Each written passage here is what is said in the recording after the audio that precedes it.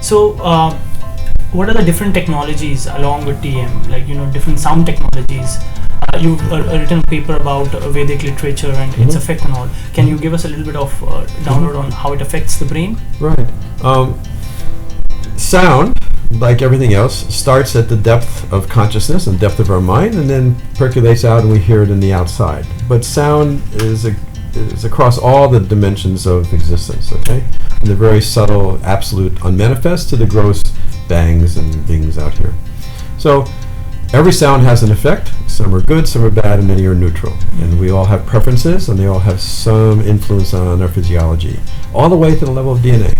Every sound we hear reaches the DNA in some form or other.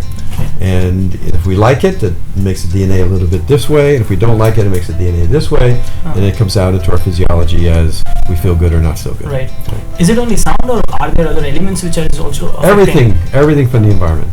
Because everything is ultimately a sound. Even vision's a sound. Right. Every touch is a sound. Everything is vibration. Right. But we think of sound usually as auditory. Right. But all vibrations penetrate all our sensory organs, and they penetrate all the way into the brain, to the center of every cell, to the DNA. Right. And that sound structure of environmental influence, environmental information, gets analyzed on the level of the DNA, and then it percolates back out through the cell, to the brain, to the body, and then we project it back out into the atmosphere.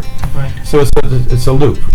Everything from the outside goes in, bounces against this huge reservoir of intelligence in our DNA, and then we bring it back out. Right. So can we say on a certain level that it's affecting the DNA? It's mutating the DNA in a way?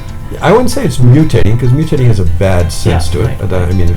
I mean, you could actually probably use that term, because we do mutate it through toxicity and chemicals and stress and stuff like that, and drugs and medicine.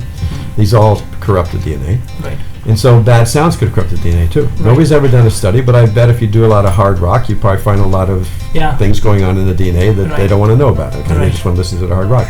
So everything has an influence, right? Nobody's paid money to study that yet, but sooner or later they go, all right, that's how I grew up. It's a proven fact, even while studying and everything, listening to Bach or Mozart, it has a better influence on your functioning. Yeah, there's a lot of research now showing how music and sound influence brain functioning and actually the physiology. And it's not just all the most recent stuff. This is an ancient thing. In Vedic times, back many tens of thousands of years ago, the original cultural value of this land, actually, Veda, that there's a whole science of consciousness, a science of sound, vibrations. Because from the Veda, everything is consciousness, everything is vibration. And so how you use vibration determines who you are and how you progress and evolve towards enlightenment.